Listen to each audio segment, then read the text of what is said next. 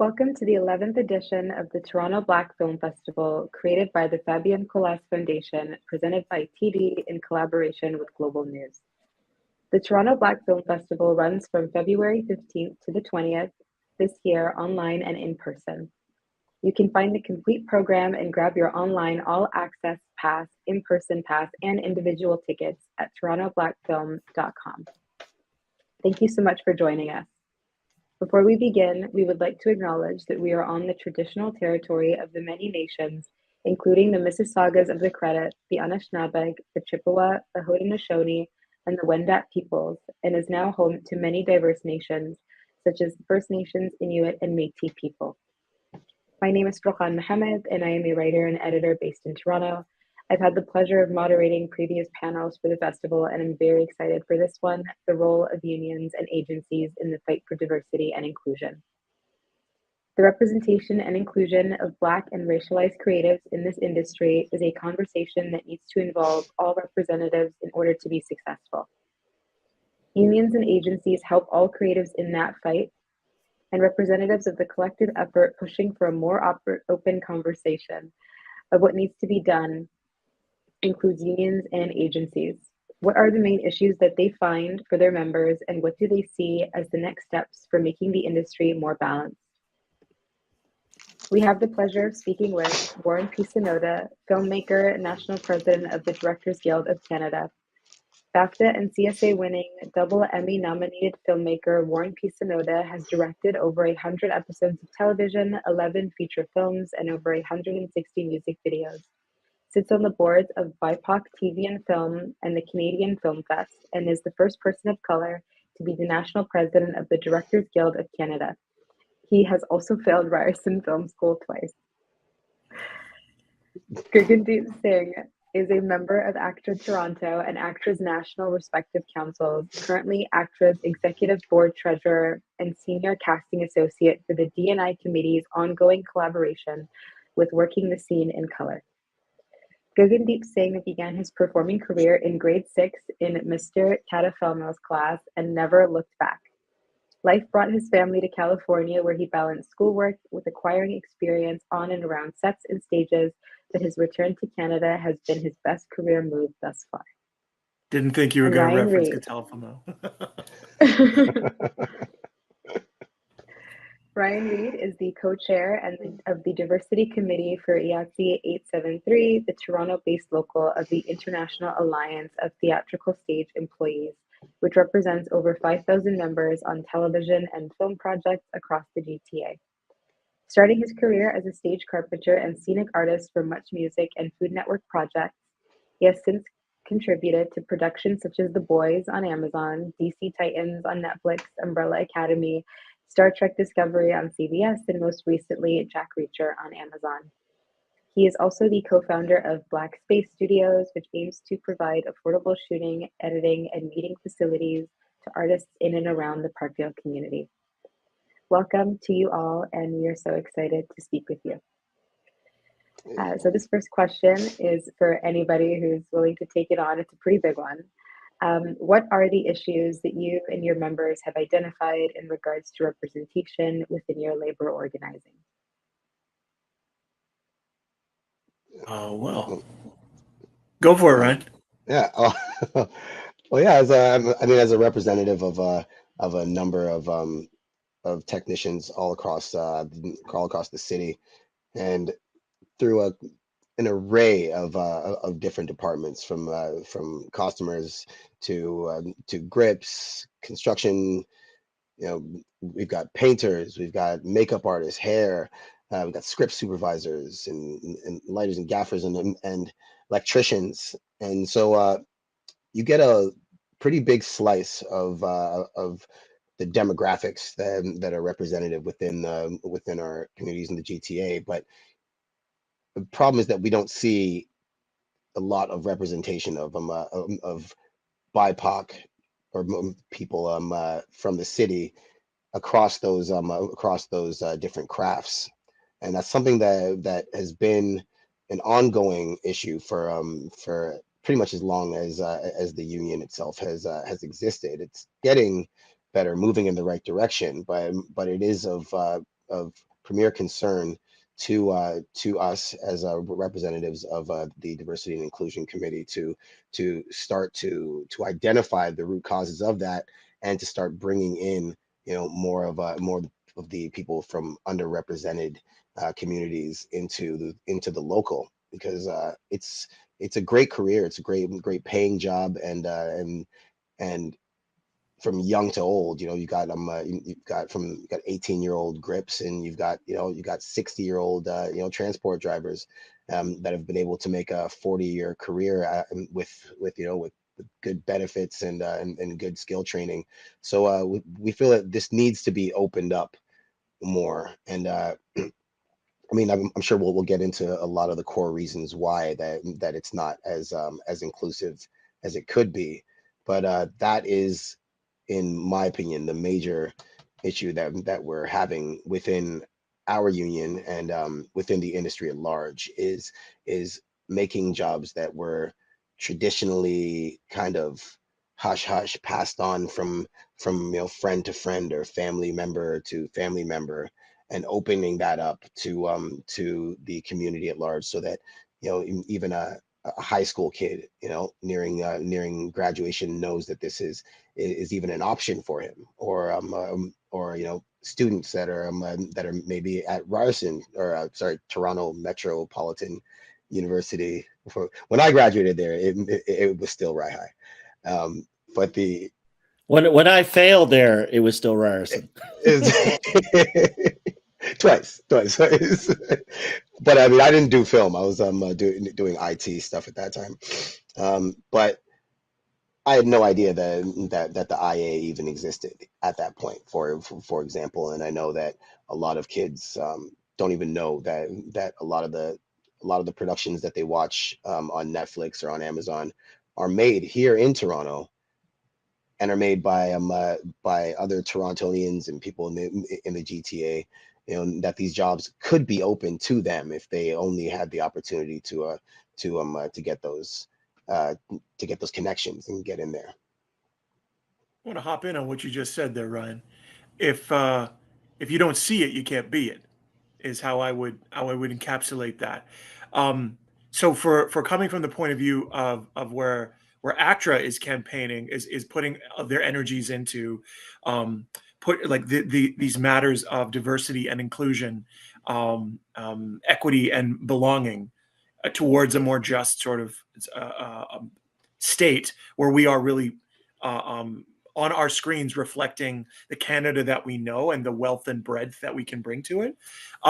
We're very acutely aware that, seeing someone represented in a non-stereotypical role, in a role that they that really could open up the minds and hearts of folks who are actually watching this work. This is so important from a cultural standpoint, from in the face that Canada wants to contribute towards the world. The world already lives here. We have so much depth and breadth of cultural representation. It seems like a shame not to offer that, and yet there are fewer roles being made available to performers from underrepresented groups. Very recently, we're starting to see some sparks of curiosity because the dollars and cents will follow when you do start to represent more appropriately and inclusively on your screens. But often BIPOC individuals, BIPOC performers do not receive equitable treatment within the hair and makeup departments. That has been an argument of contention. It's another example of members wanting to show up and deliver their best work. They want to be able to voice these issues that they're experiencing, and I know there are members in IA who have a compassion for these things too. They understand these concerns, and in turn, when a performer of color with textured hair shows up to the trailer, so that they're appropriately made up with makeup that suits them, that with getting their hair handled by someone who knows what they're doing, and who is able to perhaps use their own lived experience to make them look as good as possible. That's just going to be the best foot forward for that representation. To the point where ACTRA in the last negotiations with producers actually filed a policy grievance. It's a much longer story, but like that's willing to fight for those things. That's what a union is here for. In addition, there are issues regarding there's gender disparities. Women have fewer roles in the screen-based industry, and particularly for women over the age of 40, playing 40 or older. In addition to other issues regarding body diversity on screen. I could go on, but this work is incredibly complex and diverse, and there are all of these small little areas. All these small little areas each have their own microaggressions. One of the latest files I've started working on, indeed, is the inclusion of folks from the disability constituency. Disability is something that is often there, visible and invisible, but it gets erased. That, and I'd also say accent discrimination. What does a Canadian sound like? All of these are factors that performers within our particular union, within ACTRA, these are things we're sensitive to and things that we continue to pursue equity on. I'll riff off of what you're saying, Guggen, and also Ryan. I mean, the idea of belonging is so important. I think what you're both saying is I mean, when I started music videos in the 90s, not only was I one of the youngest people on set, as a director, I was like the only Asian person on set. And slowly and through the work that we're all doing, whether we're part of a labor organization or not, I think we've all seen a shift, a paradigm shift, sets that, like you say, Guggen, if you can say it, you can be it. For me at DGC, so the Directors Guild of Canada represents more than assistant directors. We have in Ontario, we have editing and art department. It's more than just directors. So we rep a whole wide range of talented individuals. And at DGC National, which I'm a part of, we have something called the BIPOC Members Committee, chaired by RT Thorne.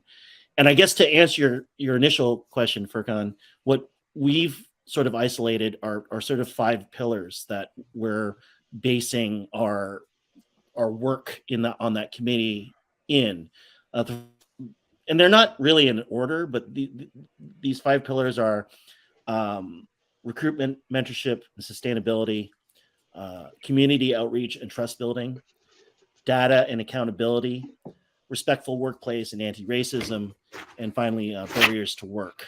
And I'm imagining IA and ACTRA, you all have variations on themes of all this. The first thing that we did was the very first DGC census, because we just really felt data drives so much policy, both at the federal level and also for our district councils provincially, but also for an organization. We wanted to answer the question, who are we? What are our numbers? Let's take a snapshot right now, so at least we can go back and see how we're progressing. And all of our reports are on our website. You can check it out. Anybody that's into numbers, you can kind of plainly see that there's an imbalance right now. But hopefully, with these 5 pillars and these tools that we're kind of developing, that will give us a way forward to do exactly what Ryan and Guggen were saying in terms of like, hey, we just don't want to make a living. We want people to thrive. We want people to feel like they belong in this, and in that sense of belonging. And we've all been part of discussions and other panels about what it really means to belong. It's a very specific thing, and that's hopefully what we're striving for. Really glad you brought up the numbers. I am currently serving as the treasurer for ACTRA Toronto's council, and the national conversation at ACTRA is also really fulsome regarding this. Screen workers, people who are working, ACTRA's memberships, particularly the Toronto membership, they're considered precarious workers. I want to reference about we all are, man. It's all gig economy, right? So here's the thing: there was a census that ACTRA actually did. They surveyed their members in Ontario. The census was in 2016, so it's not that new, but not that old. The average earnings for a performer was approximately $15,000 for the year. That's the average. And keep in mind, 1 out of 5 of those respondents reported $0. So that can let you know exactly where that middle number really lies. Where's the truth of that? Definitely precarious workers, and we recognize that performance in particular, it's a precarious career. And yes, there's a lot of competition, but more than ever, removing those barriers so you get your fair shot and can align with producers and creatives who really want to also put this forward, like that, finding those connections. You never know where the opportunity is going to come from, but that most performers, in order to be able to pursue work in this particular field, often have to supplement their income, when art's work is work and is deserving of protections and is deserving of respect and time and investments. And so that's the kind of thing that I'm sure all of our organizations are very keen in supporting. Yes, indeed. Yeah, man. I'm loving what both of you guys are saying. And we over at the IA, we pursued, you know, a lot of similar initiatives. For that, you know, we put out a survey to our membership just to get an idea, kind of the lay of the land as to what levels of representation that we currently had and didn't have, and the results were not surprising at all. You know, that there was a severe level of underrepresentation by visible groups, you know, gender based in different departments, and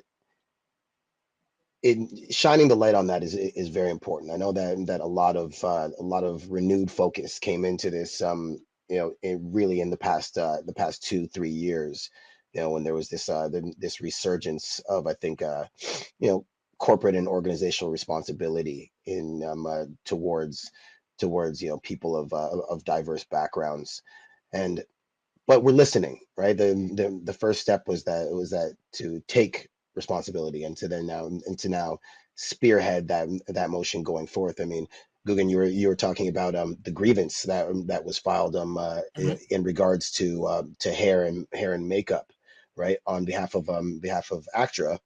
And I know that on the IA side, because we represent both the hair and makeup technicians, you know, has already proactively tried to get ahead of that as soon as they heard that was even something that had been brought up. They began to create new programs and workshops. Another co-chair of our diversity committee, Ethleen Joseph, who's you know, a long and distinguished career, and one of the heads of the hair department in our local. She spearheaded the creation of a Black hair workshop, right, where they brought in, you know, kind of all of the hair technicians within the union, and then had them sitting in our training center at the local, led by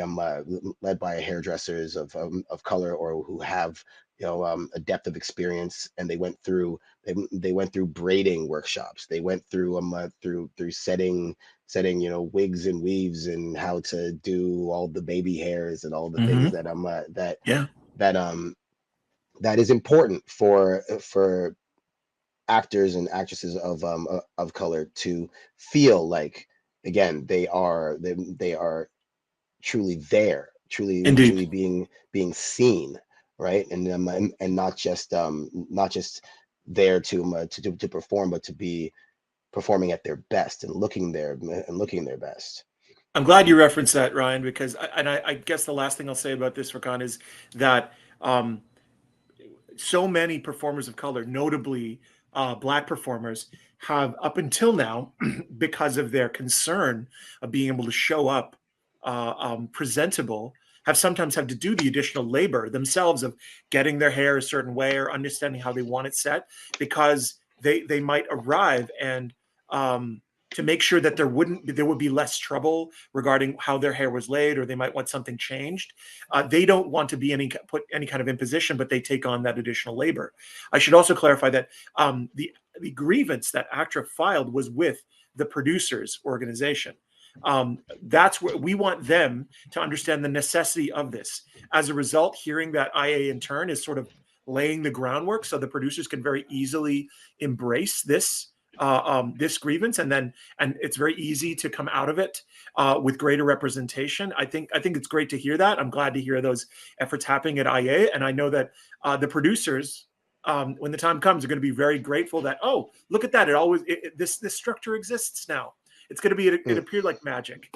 You know, of course, it wasn't magic. It was a lot of hard work, and but a worthy effort, and that's going to keep moving the effort forward. You know, it's efforts like this, in conjunction, in collaboration, in relation. That's how we change things. Yeah, I feel like it's always going to fall on us, right? We are the lasting, organizations. We're the ones that represent the career members and technicians. You know, productions come and productions go, right? Yep. Something could exist, for 2 months, 3 months, a small pilot, or a one-off music video, or a short series, a small budget feature film, to a series that lasts a full year. But putting the onus on the producers, is somewhat akin to passing the buck, because producers also go from production to production and are not as necessarily invested in the individuals on set as we are. We represent these technicians. You represent these wonderful actors. Warren, you represent the amazing people behind the camera, right? And so it's going to come down to us to create the lasting change, and to keep on pushing for the initiatives that we want to be seen. And then once the producers see that this is now the new lay of the land, then they will begin to continually support those efforts. But I'll say that everything that we've been able to get accomplished, and production has been, very, very helpful, and also listening, but it was all pushed from our side, and so ACTRA needs to keep on pushing for the things that they want, and DGC needs to keep on pushing for the things that they want for their members, and IA, we need to do the same, because the squeaky wheel gets the grease, and if you don't say anything, then people will often assume that it's either nothing wrong, or that we don't really care enough about it to really go to bat for it. Each of you sort of that was a 20-minute answer. Was that good for the first question? No, that was perfect. That was perfect. I feel like each of your responses sort of set me up for like each of the next questions. So we're good. I was wondering, each of you had sort of hinted towards this in your responses. Given the fact that there's not a lot of race-based data in any occupation, let alone the entertainment industry. Gagan, you mentioned the extra labor that some of your members have to do in order to achieve this belonging, in the context of diversity and inclusion. But I was wondering what specific challenges your organizations have faced when trying to achieve that, whether it's in the writer's room or on set. Sorry, what are the challenges we faced in terms of getting hired, or as far as a matter of representation? Yeah, Warren, if you could. So the question is more a question of like the individual challenges with some of the unions, or is it like the organizing for diversity and inclusion? In the context of organizing, like what are the sort of barriers that pop up, like when you guys want to bring about more initiatives with diversity and inclusion? What are the things that sort of immediately like stop you in your tracks or make your end goals more difficult? Okay, well, I want to say that nothing's ever going to stop any tracks. It's endlessly pivoting, because that's the work. And fighting for the members is something that I'm very proud to say. Like the current council we have at Toronto, it's more reflective of what the makeup of Toronto and the makeup of our membership is more than ever. It's a good point of pride, and we hope to continue that sort of inclusion as we move forward, and the level of energy and activism that's there, and the ideas that are flowing in, and finding ways that we can also make the organization both reflect and operate in the way that we like it, that works for us, for the membership. I want to say that, like, the push for diversity and inclusion, Ryan's already referenced this begins long before casting. It begins with producers. But we can begin. Actra can certainly be there from the very beginning, right? In the writing room, specifically writing and sticking by descriptions of characters, specific descriptions, the way things are encapsulated, cultural specificity, specifying a certain type of character, that it's intended to be played a certain way because of it is intrinsic to the way something's written. And then indeed, then how does funding rise to that? Does this particularly answer some sort of call for the way that funding can be structured, or funding can be directed to a project that does feature certain narrative or representation? Hiring of department heads, that is something that the priorities are there. We're hearing about large American shows, and both films and television shows, episodics, that will make a priority of making department heads who are all people of color. Very famously, the stories about Black Panther, which is a Disney film. But here in Canada, all of the wonderful technicians of color, all the wonderful folks on deck who worked on The Porter when it was filming in Manitoba, actors there, and it'd be great to be part of those conversations and open those conversations, those dialogues, because there's so much insight and support we can provide, because we want to work towards partnership. Unions, there's this belief that unions are hard to work with. That's untrue. It's a myth. We have structures, because structures are there to make sure things are done fairly and equitably and professionally, right? You don't have to have that union structure to work professionally, but believe me, it's going to save you a lot of grief in the long term. You've got a structure you can rely on, and many producers think they can't move forward with an ACTRA signatory production, but they're not aware that we have agreements that support smaller budgets, so we can support all types of productions. And many times those smaller productions are indeed advancing diversity and inclusion in the industry. So I always welcome, I would say, talk to us. I want to encourage these productions to reach out, no matter their size, because the staff they're friendly, they're very nice, and they're very enthusiastic about what could be possible. So, and the performers are there from all stripes. There is someone for your project within the union membership, and they're flexible. We just want folks to reach out. I think one of the I'm understanding the question you're putting forward, Furkan, in terms of the challenges. Like, what are some of the obstacles we face when it comes to diversity, equity, inclusion? And for me, anecdotally, it would be the will to do it. And for the people that came forward during the Me Too movement, and certainly after 2020 and the murder of George Floyd, suddenly there was, in very specific ways, a will to get this done. Ryan, I absolutely agree. We, as organizations, we all have the work to do. We have to do it. And it's not easy going into a community, gaining the trust of those people in that community and saying, hey, there's a place for you here. You can work in this industry if you ever have considered it. But there is a whole challenge of getting, and it goes back to the money side, the studios, the broadcasters, the producers, the people that greenlight these projects to buy into, hey, we want to be more representative. We want sets that when any of us walk onto them, we don't feel like we're the only one, and that's changed very succinctly, at least from the time that I've been elected in the last several years. And it's reactionary, and you can be disappointed that it's taken this long, but that was the biggest challenge before in the before times, before COVID, before all this went down. And now that it's happening, one of the challenges is to keep the momentum going. Because Ryan, you are right. We have so much work to do, but we can't let it. And Guga, in terms of pivoting, I mean, my God, past 3 years for all of us has been the pivot, the great pivot, right? Yeah.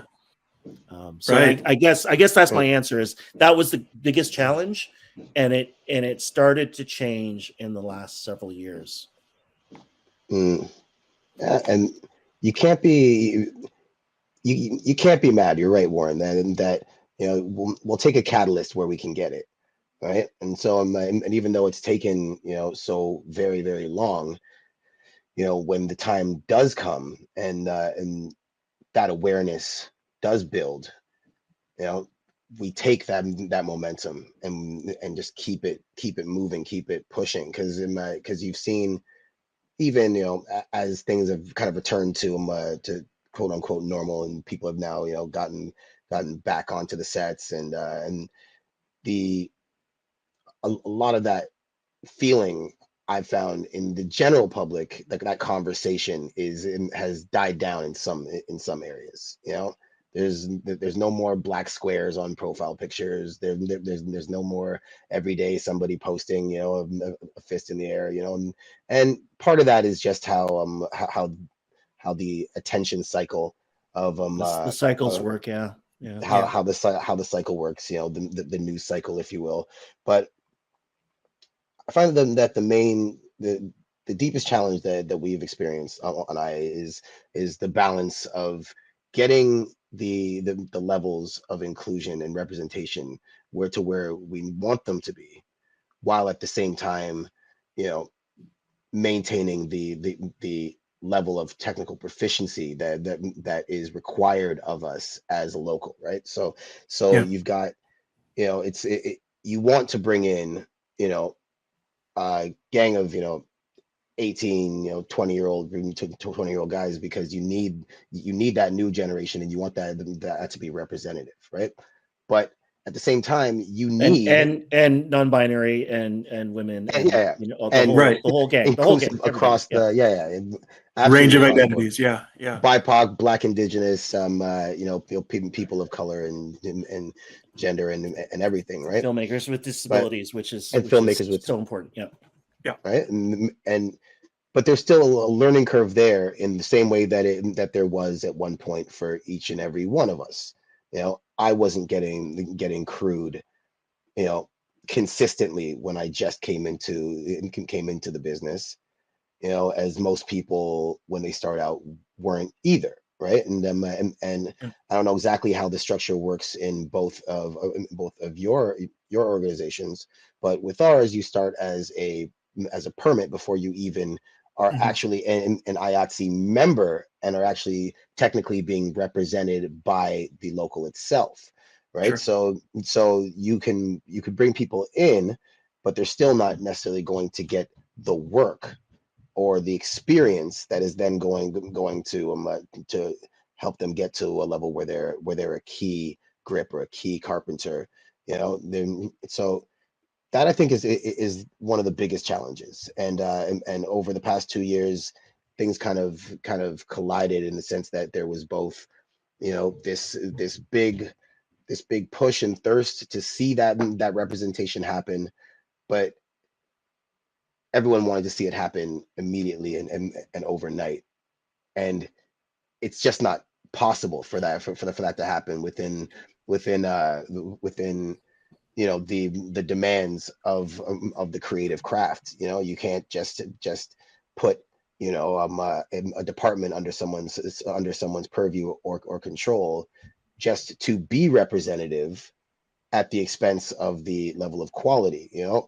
And that's not to say that there aren't insanely qualified people of color and diverse backgrounds, but there's not nearly enough to satisfy the amount of work that we have coming in. And so we're finding it hard to find technicians of that level to fill these roles. And you want to see them, and even the producers are a lot of times on board and are going out of their way to to ask around, hey, do you know anybody that could fill this role? We want somebody representative in this role, but we honestly just can't find anybody. You're talking about pipelines. Yeah. And not only that, Ryan, it's not just finding the workforce for this and the artists and the technicians to fill these jobs.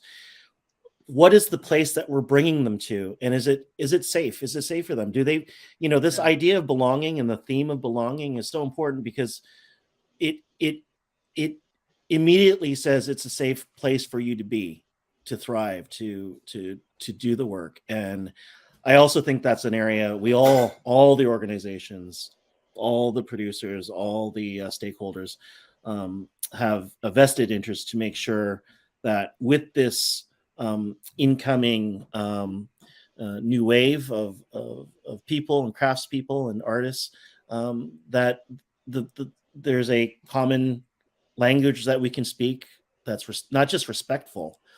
That's the bare minimum. That's like the floor. I see a ceiling of like you said, Guggen, of belonging and really thriving in this environment. Yeah. That's hard. That's a life's work. That's going to take, Ryan, you're talking about the cycle of bringing people in. I'm talking about, like, let's create a culture where people can really not just do their best, but feel like, oh my God, this is the best job in the entire world. And we're not there yet. Yeah. You see it in the text, in the technical professions the most. That's where the obviousness of skill and lack of advancement or opportunity, or simply the lack of skill and the lack of opportunity to acquire those skills, it's most acute in the technical trades.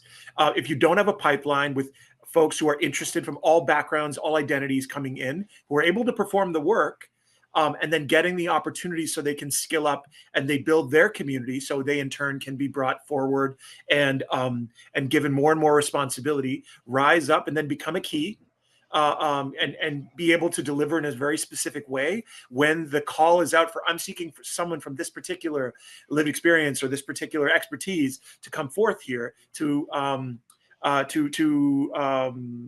help with this particular discipline. A non-binary individual with extensive, profound, beautiful skill in costume would be able to, I would presume, offer insights to what it'd be like to dress a character or dress within a narrative that needs in non-binary insight. On sort of or something. Yeah. Exactly. Yeah. Right. A respectful treatment of trans performers and trans technicians, trans directors, right? This is all part of the ongoing conversation.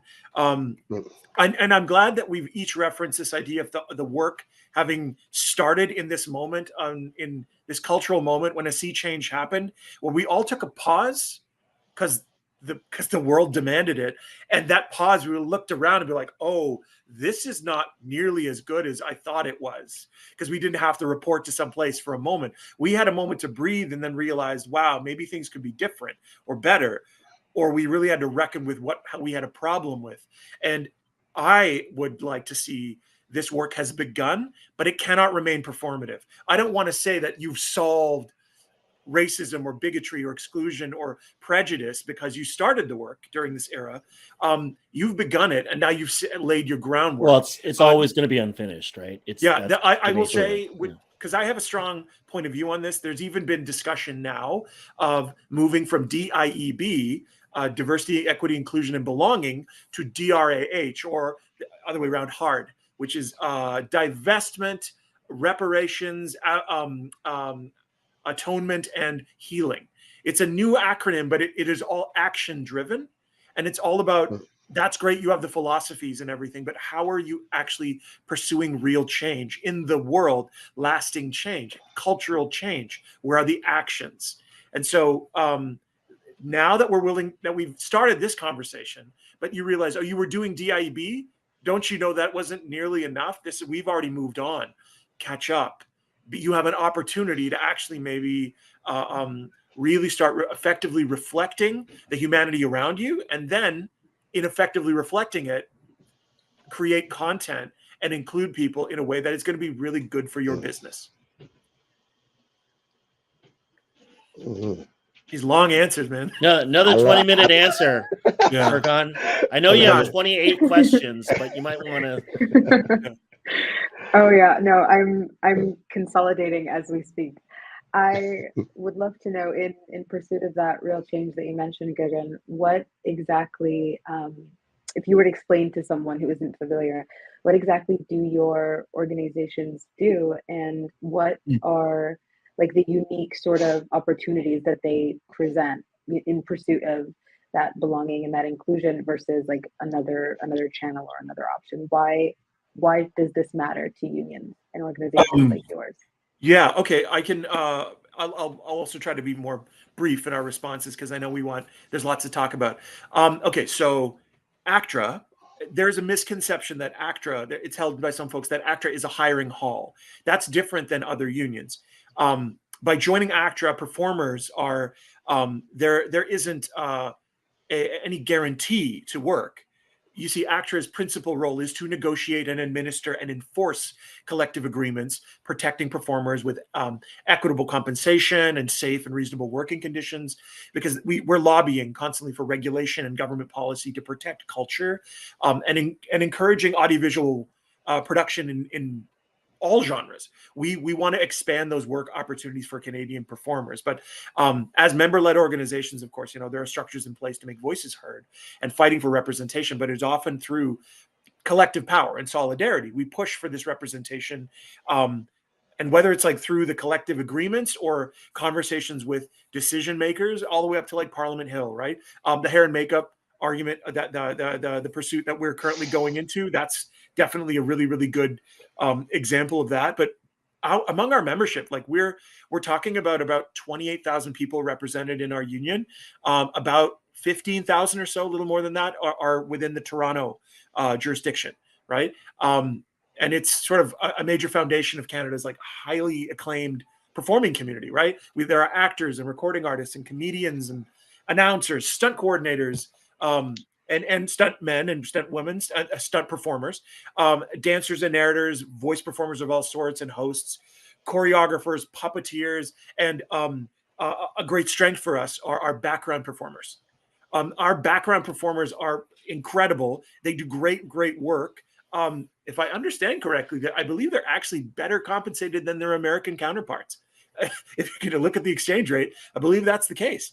And they do great work, and they're very reliable, and they're worth the money we pay, right? We're proud to lead that way and continue to champion for it, but we also recognize that a lot of work remains, and there's fine issues to change, but we want people to have the opportunities, and anytime we can expand the depth and breadth of our representation within our organization, that happens when engagers are coming to us saying, this is the kind of story I want to tell.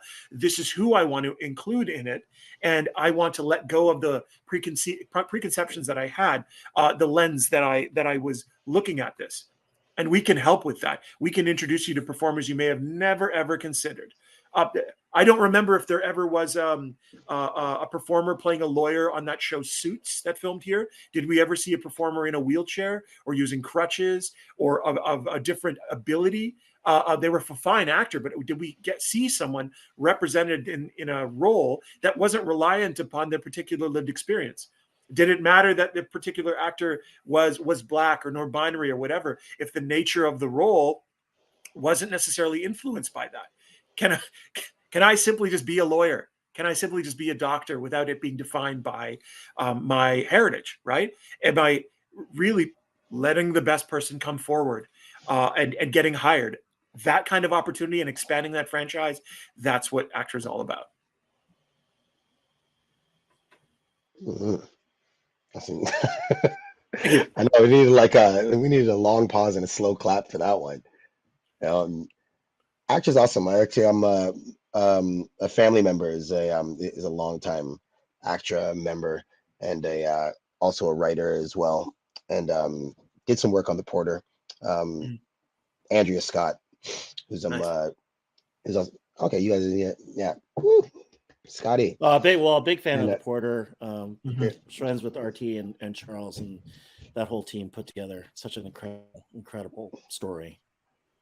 Right. And for performers in front of the camera, I think that you guys have really led the way. I think in being the people that are visual, that are socially, active as well, and are the ones who have that gift of communication and connection to people, and have traditionally been out there really fighting for changes, because that's something that ends up being seen by by the public at large, and all the people who love the creative arts that come out of this country.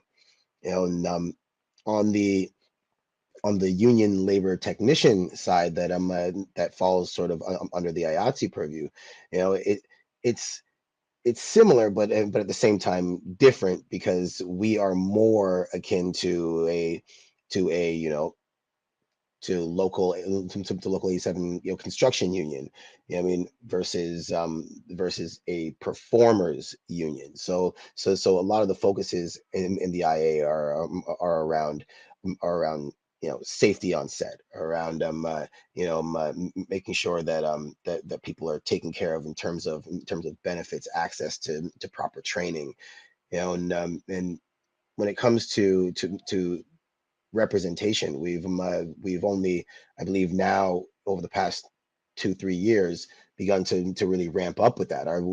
We didn't have a diversity committee at all prior to 2021, but immediately we found that Well, that Ryan, there Ryan, was. wouldn't you walk on set and go, "I'm it. I'm going to do it." Like in Yeah, terms of like well, when you started to where it is now, where oh there are yeah, I colleagues that you mean, can turn to. with no cap, I'll say that for many years, because I am my particular craft was as a scenic carpenter, stage building stages, and different environments. And because the construction industry at large, where that we draw most of our technicians from, is heavily homogenized in terms of in terms of the demographics that end up in it. you know I would often come on to a set, well, almost exclusively come on to a set, and be the only black carpenter on with a crew of 100 carps or more on a feature film, right? And that was par for the course for a very, very, very long time, and still is sort of the same way right now today, because of the structure in terms of how permit carpenters who haven't yet been elevated to actual membership in the union, how they some I mean, the numbers are already extremely low, but they are even lower when it comes to the ones who can actually get the recommendations from senior members to even write a trade test to be able to get in, and then be approved by a screening committee from who is, again, made up of perhaps a group that is also not quite representative. And so this, it becomes You're an excellent indicative. elected. You're an excellent elected speaker. I love it. Like, yes, that's the challenge, right? That is It's that is indicative of a the systemic. I don't want to say it's a systemic deficiency. I don't want to say that there's any malice or ill intent at any level of the local. It's a ton of great people, and amazing brothers and sisters that I'm proud to work with, right? But again, they don't have necessarily the lived experience, you know and part of this is re- the beautiful thing about representation is that you have the opportunity now to at least begin to understand both the individual and shared experiences that that can bring us all together and break down, a lot of these BS barriers that are really just invented over the years, and but have unfortunately been um been reinforced for so long that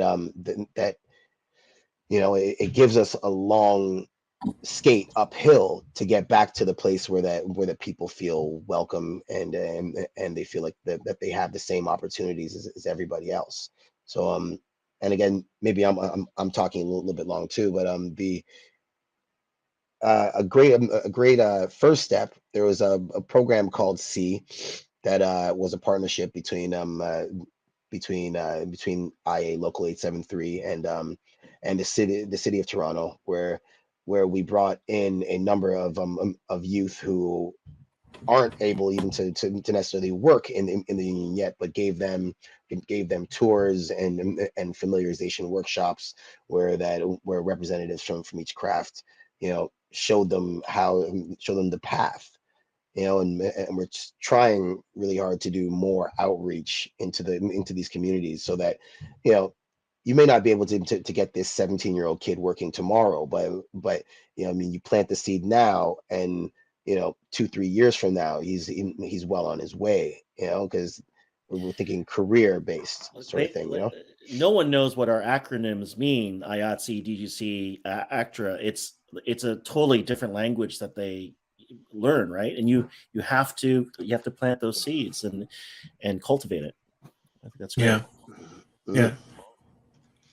I will also mention, I think it's worth considering that screen-based industry in this province is approaching a $3 billion industry. And the current government, the current regime at Queen's Park, has publicly committed to making that a $5 billion industry, which would benefit all of our unions. It would benefit all of our industries. And that comes from the stability of tax credits, which, people have their feelings about who is in charge and how things are being handled. But, it's when the right actions are taken, you're grateful that they're coming no matter what. Stability of tax credits has actually really helped in a lot of different areas, extending those credits to towards Northern Ontario, for example, making them available, making it possible to really take advantage of them for producers. Because I realize that this is something that unions do advocate for, but then making sure that the production climate is something where producers want to be making content, right? And then in turn, having an opportunity to elevate somebody because that's going to be the specific need. I have my own experience of for the first time that I worked on a project, it was actually a piece of theater, but I was being lit by a lighting designer of color. All of a sudden, I'll be frank, I looked better. I saw the production photos. I just looked amazing. And I don't think I really looked that way before. And I think something like that, I could say apocryphally, I believe is what you could observe in the way a show like The Porter was shot. It wasn't shot in this jurisdiction, but it's so beautiful. And how it's illuminated, people knew what they were doing in casting light and in using color in creating these environments and really, really making the folks on screen shine, making those environments shine, that period setting. And it was so deep and gorgeous. It was lush. And so I believe The Porter is now going to be doing a second season, but not in Canada, which is unfortunate because that I think is that I feel maybe a bit of a misstep. That producer can find the people that they need in this country. Those folks are there. It's just that sometimes the opportunities, digging and finding those folks who have those opportunities, in some cases, perhaps there isn't the major technical uphill skate that that Ryan is referencing, but those folks are there, and that you can lionize them and put them in the pipeline so they have the skills eventually, so that they're able to offer their skills and in turn use their own lived experience and comprehension of their discipline to in turn support another area, to make whatever work, off camera being told, make this person glow. And you know what you need to do because you can relate to that face that you're illuminating because it's the face you see in the mirror every morning. There's real power in that. And that's where the synergy happens between these unions. And that's the opportunity for producers. We need a representative of production in this panel here because we've got. I just want them to listen. Someone from CMPA. Yeah, I mean, yeah, I think what you all are talking about is is embedded with the 5 pillars that I was talking before, what the guild does. And one thing, Guggen, I want to get away from the vernacular of pipeline. I'd love to just, let's call it community. The community getting the talent from individual communities into this world that I think That's is one of great. the best worlds, that we're working in. But the other thing that we all have to be aware of is in any paradigm shift, we represent all our members, right? So how do we balance this paradigm shift with members that are feeling this diametric change that's happening? And that's also a challenge for when you're talking about challenges in your earlier question. That's something every organization is going through as well. But I think getting out there in the communities like both Ryan and Guggen are talking about is important, because that's how you have to build trust. Why would that 12-year-old Japanese kid in BC who only watches the Netflix and the Amazons and everything, not even considering sculpting light on set as a gaffer, how do they know how to get into what we do? It's so different, and it's such a different language. And it involves representatives from our teams to go in and actually talk to them, and maybe not 12, but you never know. I appreciate the call in there. Thank you, Warren. Some laws against that. No problem, man. No problem. You're right. No, but I'm really grateful, because you're right. It is about communities, and it's about broadening that. My use of the term being like someone coming, I guess it's more in applicable what I was imagining in a technical sense, because you need to start from somewhere and then steadily work yourself up, as Ryan was describing as a permittee. For ACTRA, your first job, your offer, you're not a member yet. You would get a permit issued, and you can become eligible. You can continue to have permits, but then eventually become an apprentice member, and you get those 3 permits, and then you become a full member. And so that it can be from any broad level of a lived experience, right? But you're totally right about figuring out how to engage someone heading towards that direction.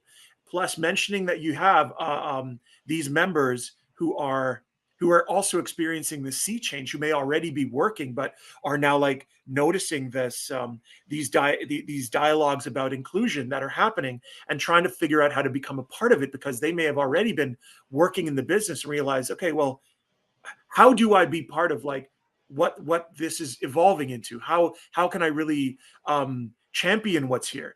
My colleague is working on a script about that's based in cultural references deeply grounded in Nova Scotia's Africville community, and he's but his own heritage is from the Maritimes, but he's a white man, and the level of study and care that he's exercised in elevating this story as a fellow Nova Scotia, someone from that place, from the Maritimes, is amazing. The goodwill he's found because of the hard work he's done to build bridges and demonstrate that this project he wants to bring to light, he is doing it out of pure love, and no one's coming with passion for this that he is. And it's going to be really, really amazing when it comes to light, because it's such a powerful story. It's such a Canadian story, but it's all of these wonderful other forces coming together and championing this story that really deserves to be told from a great wealth of folks who are all going to get this opportunity to tell the story at long last. So I think of that particular one, and wishing him well on his journey to finally get the film made, and hopefully he does actually get to make the film at home in Canada. Yeah, it's the creatives, you guys. That's what I love about the creatives, is that you guys are leading the way, and then have the attitude and focus to really make it really make it happen, and I mean, and our DGC brothers and sisters as well. You guys are also amazing in terms of being such a tight knit community of creatives that support each other in so many ways, and we're heading in that direction with the IA as well. We've got more moving parts than a lot of different organizations, because you've got so many different crafts, categories, departments that don't always interact with each other except in the onset environment, and even then not so much. And then you've got sort of these little microcosms, like working in the transport department and working in the costume department is like two different planets, right? Yeah. And so and even in transport, there's different transports. There's drivers, and then there's the unit and the circus. And there is, yeah. But in terms of even stories from our members, there's we had some Zoom meetings, some virtual link ups through the diversity committee where it was all about sharing stories. And I'm not going to say that I mean, again, we have amazing members and amazing people working with us, but there were some real problems, and there were some really raw feelings and emotions that came out of a few of the departments, and it seemed like, the closer that you got to camera, the departments that were more creative and more aligned with the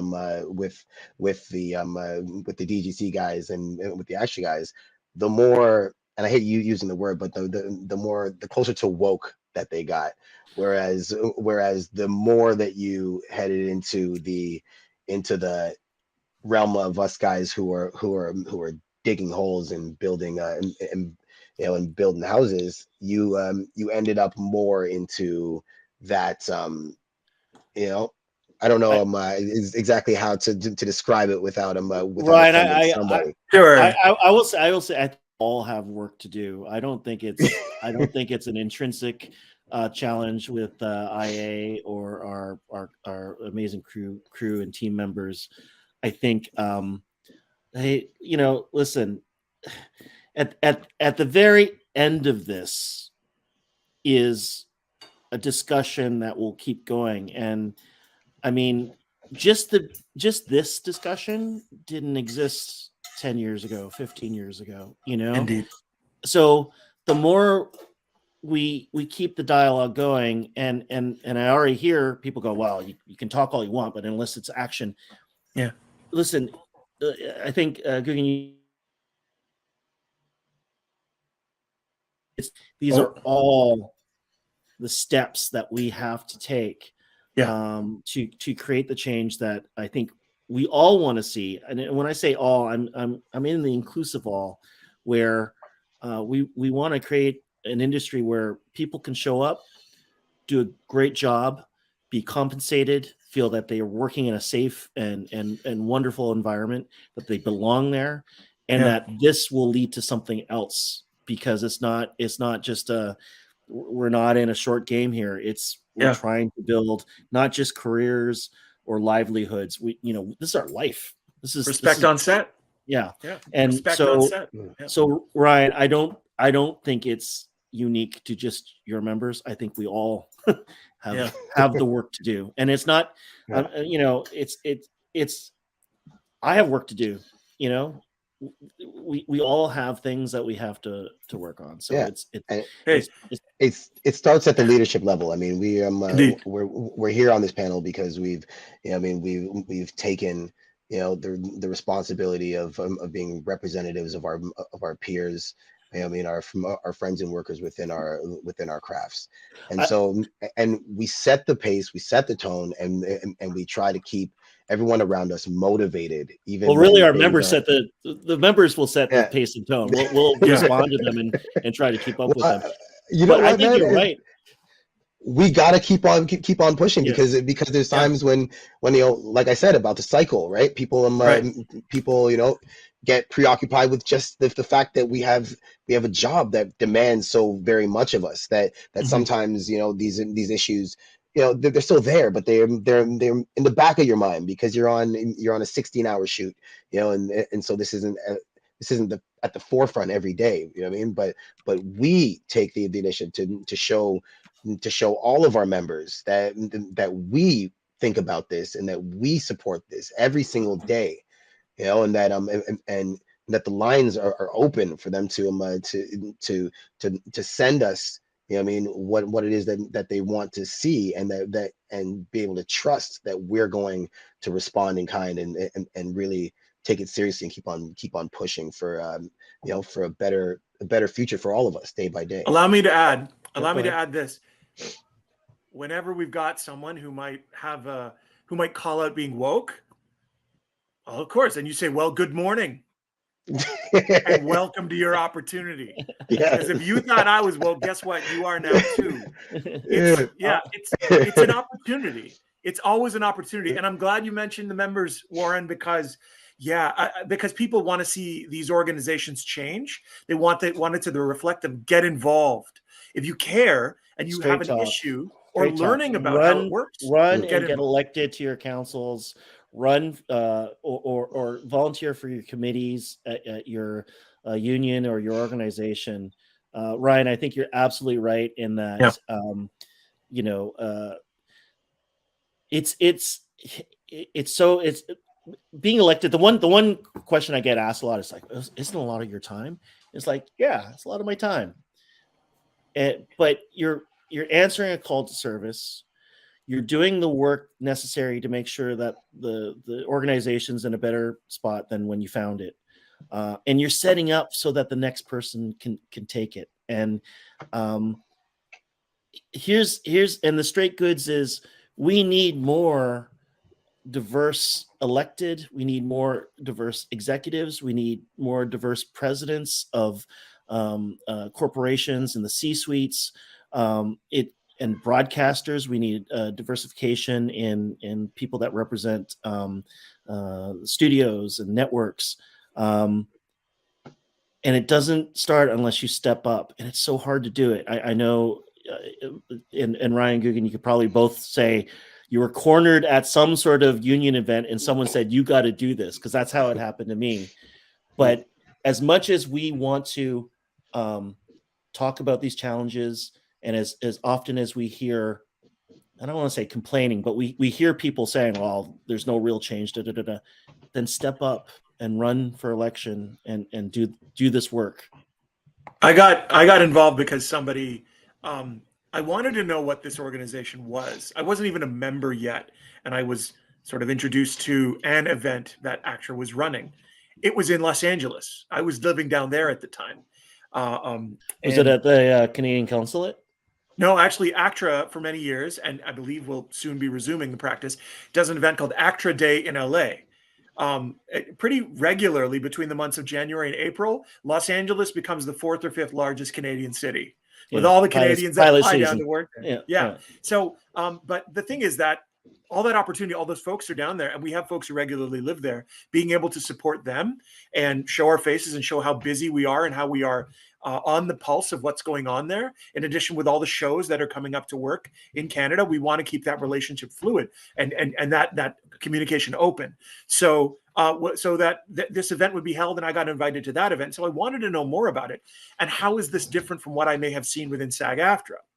And then when I got up here, I would hear members who'd be like, I wouldn't know much. I hadn't had that much experience on Canadian sets, but I would hear people say, oh, I don't like this, or not quite sure about that. How does this work? And before I ever felt like I don't like this, or I'm just going to say I'm going to complain about something, let me at least learn what I'm complaining about. Let me learn how to make an omelet before I'm going to criticize the chef. So that's what I started to do. I started asking about how to get involved, visiting the diversity committee, and lobbying for it to be called diversity and inclusion, later alternating on council, and then eventually, running for a seat.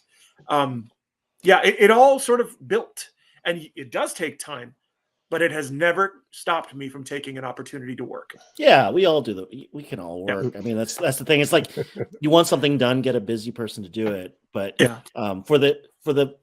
for any of the young people out there watching this, Furkan, I think the message, and Ryan and Guggen, I think you would agree, is there's, you know, I failed film school twice, and I'm the president of the Directors Guild of Canada. There's a direct line that you can take to get involved in this industry, and it would be so amazing if I sat at you know, in the before times when we had in-person meetings, if my counterparts were as diverse as this panel is right now. You know what I mean? And there's nothing stopping you as someone that wants to get involved to actually do it. And that's how you affect change, and that's how you keep this conversation going, because we're not going to solve it overnight, and it's going to be hard, and there's going to be people that are pissed off at the rate at which change is happening. There's going to be people pissed off that change is actually happening, but it's so important that we keep the conversation going, and it's so important that we have people at the table that represent everybody. Indeed. Yeah, right on. Yeah. Yeah. Great way to bring it home, man. That wasn't quite 20 minutes. We can go longer. Hey, look, I know. Yeah, with so much said. It was a very fulsome discussion, and like in the end, for anyone watching this, if who wants to pursue an opportunity with any of these organizations, ask questions. Just reach out. People want to have these conversations. They want to welcome you in from your community and figure out where your fit is. Ask the questions, find those opportunities, find your own community and network, and then pursue it for yourself. There are people who believe in you, who have your back, who you don't even know. And so we really hope that you will step up. And in turn, to those producers who are watching, we are all speaking ultimately in ways that can put dollars and cents and value towards your projects. It will come back to you multiple fold when you're willing to advocate for these kind of inclusions. It's going to be better for you, and you're going to be ahead of the curve. Yeah, I think that's the perfect place to close this conversation, which I think ultimately, like you said, Warren, is going to be an ongoing one. Thank you all so much for your contributions. And thank you so much to everyone who is joining us for this online panel for the 2023 Toronto Black Film Festival. We hope you enjoyed this conversation and the rest of the festival as well. Hey, go watch films. Go watch Black films. Go to the festival. Yes. Right. Go to the festival. We'll be at the opening night. If you catch any of us, you guys feel free to come up and start a conversation. I'll be milling about on the opening night. Woo-hoo.